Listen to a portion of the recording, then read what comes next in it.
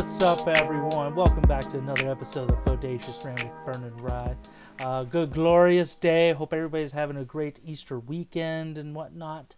For those of you who had the days off and whatnot, I hate you, but God love you at the same time. Anyway, I wish there were spring break for, regular life. That would be great. Oh my God, that would be paid vacation for a week. That'd be like, what? One that you don't have to opt out for, but we're getting off topic here with that. Anyways, we are talking some another fun movie. I feel like that I did not expect to like this much, and that is the new Godzilla x Kong: The New Empire movie, or Godzilla and Kong, however you want to pronounce that. But non-spoilers always, guys. So don't forget. So if you do like the video, please give us a like, ring the bell, and of course subscribe. We do appreciate you all for that. And so this one takes place a few years after the most recent Godzilla vs. Kong movie from 2021, which I was really thinking, like, holy crap, it's already been 3 years since the last one. Time flies. And I remember that one was during COVID, where it dropped on Max and then in theaters at the same time, which... Yeah. I don't think I got to see that one in theaters. That was unfortunate. Yeah, I want to say I did. No, maybe I just stuck it with at home. I don't remember. Yeah, I don't remember that one, to be honest. I know we saw Mortal Kombat in theaters that year, but right. Yeah, that could have been one of the ones that slipped us. But anyways, so this one, again, monsters are more prevalent. There's a balance where Kong is, guardian of Hollow Earth. Godzilla's on the surface world. But then a new threat emerges within Hollow Earth, and Godzilla and Kong have to band together to, stop this evil from destroying both worlds, essentially. And we actually have a couple new cast members. Mostly Dan Stevens is the newest one, where we still have Brian Tyree Henry, Rebecca Hall, that one little girl, I forgot her name, but she was the Iwi girl from the last one, who's deaf. Kaylee Hoddle was her name. Thank you for that. And yeah, like I said, looking at the last last year, finding out about this movie, and then the trailers, I was like, this movie looks like absolute garbage. I had no intention of enjoying this movie. But honestly, watching it in IMAX, it was actually pretty fun. I was very surprised. I think I low-key like it better than the last one. And the last one, critics definitely liked better than this one.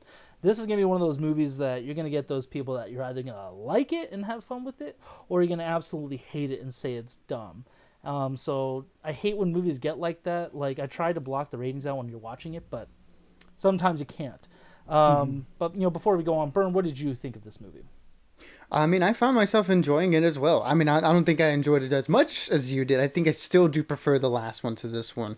But what this one does do, and like you mentioned, it's either going to be a really like it or hate it type of thing, where it really leans into the silliness, into the campiness of it all. This ridiculousness of, this giant lizard and this giant ape, fighting other giant monsters. You're either in or you're out. The premise at this point. This isn't going to be one of those Godzilla -1 situations. So for anyone going in with those sort of expectations, you're just setting yourself up for disappointment at that point. Yeah, this definitely isn't any Godzilla -1. I'm sorry. No.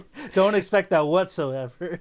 But, where I do think that this movie does improve on the last one, pretty definitively in my opinion, is the human story. I think the last movie was juggling a little bit too many human plot lines in that one. Not that they all weren't interesting, I think some were, but there were others where I was like not really as invested in. But luckily this one's a lot more streamlined on that, and you just have the A plot and the B plot. And, the human story in this one, although it really is just there to serve exposition and give context to everything that's going on, I thought the actors and the characters had a lot of fun with it.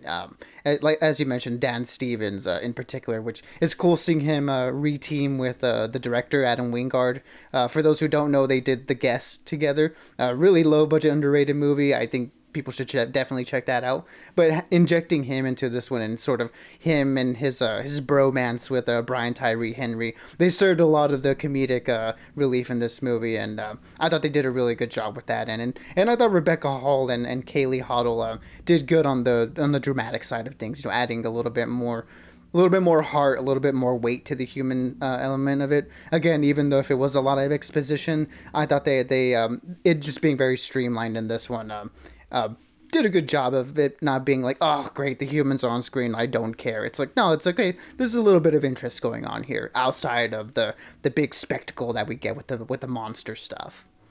Yeah, absolutely. And again, what I was telling you is that I honestly think this one definitely it had more monster interaction. That's one of those arguments like when it comes to this franchise and also the Transformers like movies and stuff. There's not enough of them in it, to be honest. It focuses on human characters and stuff, which needless to say, they are utilized more as just plot devices. They're not actually like solid characters. Whereas in like Kong Skull Island, the first Godzilla, they actually had some good interactions. Again, still plot devices to a certain extent, but they had their motivations. They actually had a good story for the most part. And this one kind of continues that, where by kind of getting rid of like the casts from Godzilla, King of the Monsters, like Millie Bobby Brown, no, what's that guy's name? Something Chandler. I can't think of it right now.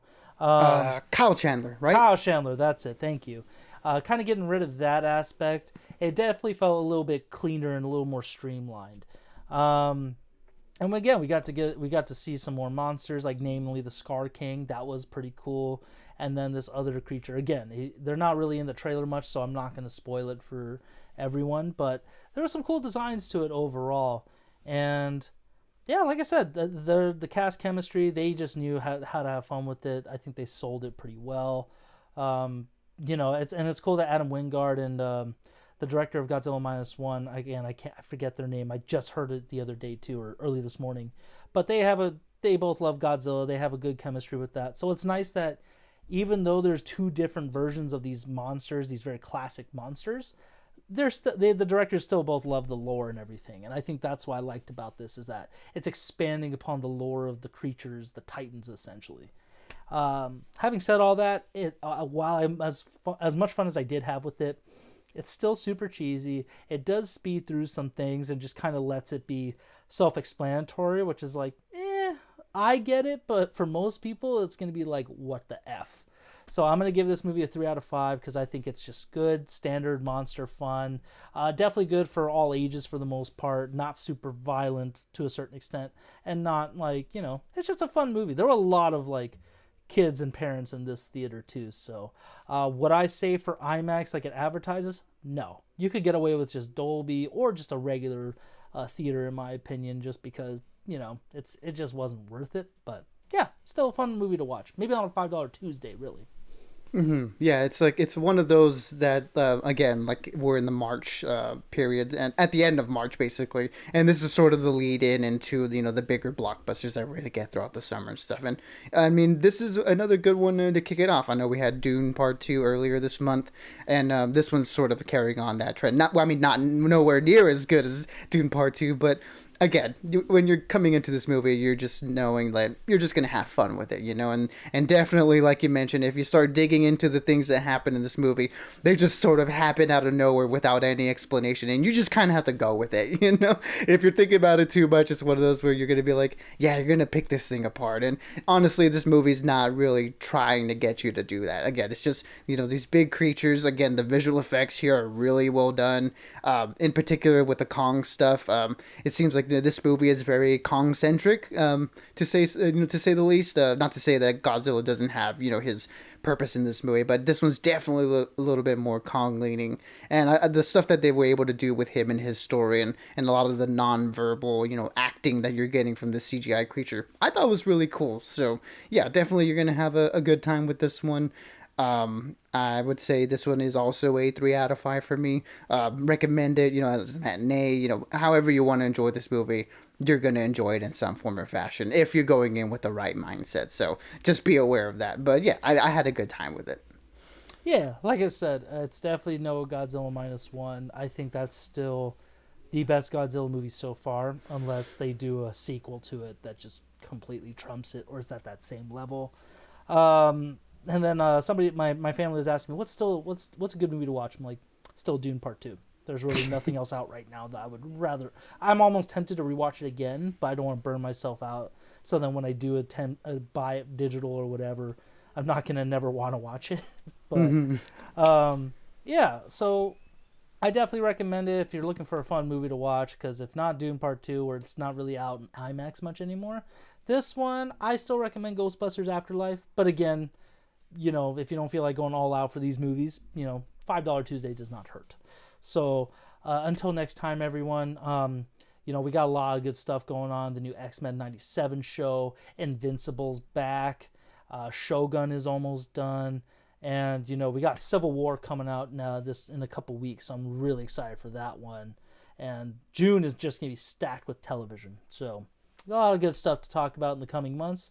But until next time, everyone, stay bodacious and keep on ranting for us. Absolutely, everybody. Be good, be safe, and as always, we'll catch y'all on the next one.